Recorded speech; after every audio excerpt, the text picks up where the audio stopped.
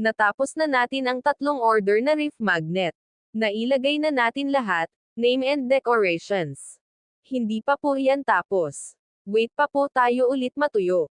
Tapos mag-varnish. At coating. Next is patuyuan ulit. At maglagay na ng magnet sa likod nito. Pagkatapos po pwede na siya ilagay sa packaging po natin.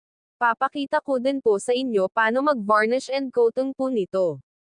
At ang paglagay din ng magnet po. Update ko na lang po sa next video.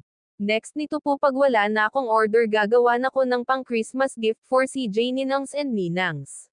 Sana po magustuhan ng customers. Maraming salamat sa pag-avail po. At sa tiwala. God bless us all.